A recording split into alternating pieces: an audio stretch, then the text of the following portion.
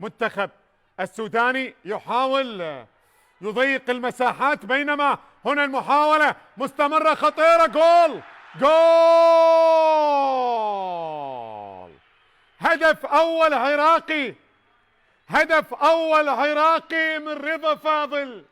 رضا فاضل يسجل أول أهداف المباراة في الدقيقة الثامنة. إذا يتقدم العراق من خلال هذه اللقطة وهذه الكرة عن طريق رضا فاضل في الدقيقة الثامنة، يسجل أول أهداف منتخبنا الأولمبي من خلال هذا اللقاء الودي هنا في البصرة، هنا في ملعب جذع النخلة، هنا في ملعب البصرة الدولي. وبالتالي التمريرة الجميلة من قبل علي جاسم اللي قدم الكرة على طبق من ذهب لرضا فاضل اللي ما كذب خبر، ويسجل أول أهداف المباراة.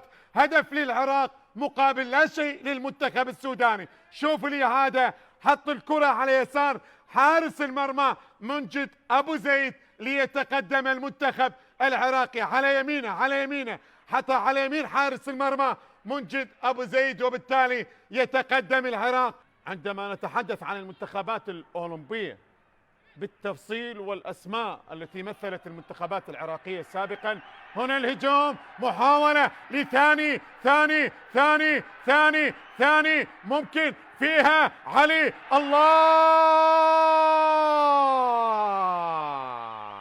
علي جاسم يسجل الثاني للعراق. علي جاسم يسجل الثاني بالعراق، تقدم فيها ومن ثم حافظ عليها وسيطر على الكرة، وبالتالي ياخذ حارس المرمى ويسجل بيساره في مرمى الحارس منجد أبو زيد وفرحة راضي شنيشل وكذلك الكادر المساعد واللاعبين بتسجيل الهدف الثاني. هدف ثاني للعراق، هدف ثاني للعراق مقابل لا شيء للمنتخب السوداني من خلال هذا اللقاء، وتحت أنظار الجماهير القليلة الحاضرة على مدرجات ملعب البصرة الدولي. هذا علي جاسم اللي انطلق وتقدم فيها، بعد ذلك مر من حارس المرمى. هذه الآن اللي مر فيها، وبعد ذلك بيساره حط الكرة مرت من أمام مدافعي المنتخب السوداني التمريرة، وكانت الحالة سليمة جدا. التمريرة كانت من رضا صاحب الهدف الأول، مرر الكرة وقدم الكرة لعلي جاسم، وعلي جاسم اللي يضع الكرة بحرفنة وهدوء وذكاء كبير ليتقدم العراق بهدف ثاني مقابل لا شيء للمنتخب السوداني. هدفين مقابل لا شيء الآن. شوف علي جاسم اللي تقدم فيها ومرور الكرام من قبل حارس المرمى، مر باليمين وسدد باليسار كما ذكرت قبل قليل. يعني هو لاعب ممتاز ولاعب سريع ولاعب مهاري، ممكن أن يسجل اسمه في أي لحظة. في الوسط الآن وصلت لي منتظر بنقل الكرة، ممكن زيدان بهذه الكرة. الله الله الله الله الله على زيدان، الله على زيدان من خلال هذه الكرة، استخلاص الكرة بهذه الطريقة الممتازة من أمام عصمة عبد الحميد. عصمة عبد الحميد والمرور بشكل ممتاز، وبعد ذلك الصافرة لركل الجزاء بعد الإعاقة، وبالتالي ممكن الثالث للعراق. ممكن الثالث للعراق. من اللي راح ينفذ؟ علي جاسم هو اللي راح ينفذ، ولكن شوف المرور من زيدان وارتكاب الخطأ من قبل عصمة عبد الحميد. علي جاسم، علي يتقدم، علي للعراق. الله! ثالث للعراق. علي جاسم يظهر للمرة الثانية وثلاثية للعراق من خلال الشوط الأول، وعلي جاسم في الدقيقة 22 يسجل الهدف الثالث. هدف ثالث للعراق، هدف ثالث لمنتخبنا الأولمبي وعلم عراقنا الحبيب على المدرجات، مدرجات ملعب البصرة الدولي، جذع النخلة هنا في البصرة الفيحاء ليتقدم العراق. ولكن هذه المرة هجم للمنتخب السوداني، تقطع عن طريق حسين عامر. أداء ممتاز لهذا اللاعب لغاية الآن.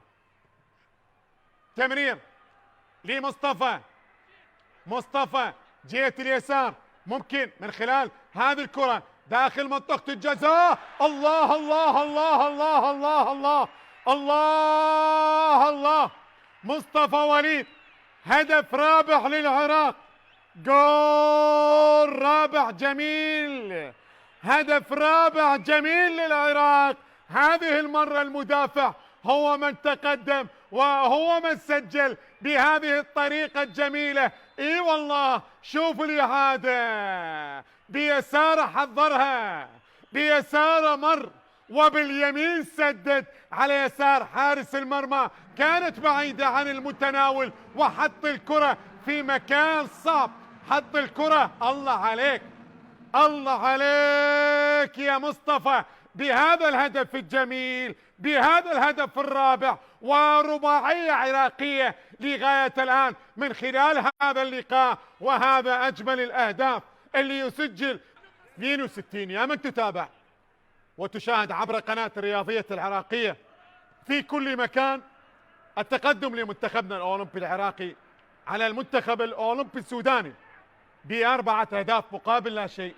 جاءت الأهداف، هنا كرة خطيرة وهدف للمنتخب السوداني، هدف للمنتخب السوداني عن طريق مجتبى فيصل، أحد البدلاء يسجل هدف للمنتخب السوداني مع الشوط الثاني. هذا مصعب أحمد. إذن مصعب أحمد هو من يسجل في الدقيقة 62 من عمر المباراة. شوف الإعادة اللي سجل على ما أعتقد 26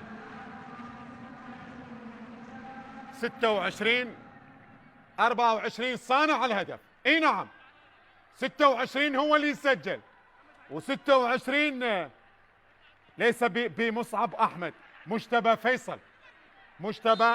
فيصل هم البدلاء، صانع الهدف واللي يتسجل كذلك هم البدلاء. هذا اللي سجل 26.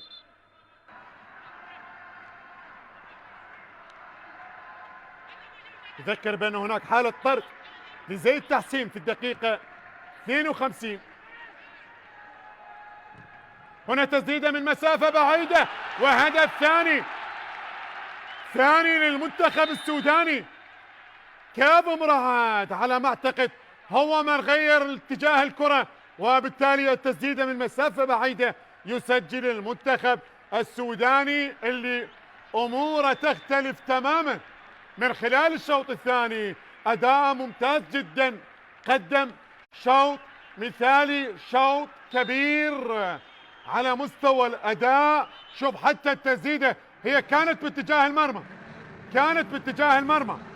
وكانت بالاتجاه الصحيح، بعد ذلك تغير اتجاه الكرة بكاظم رعد واستقرت في شباك الحارس رضا عبد العزيز ليسجل الهدف الثاني المنتخب السوداني.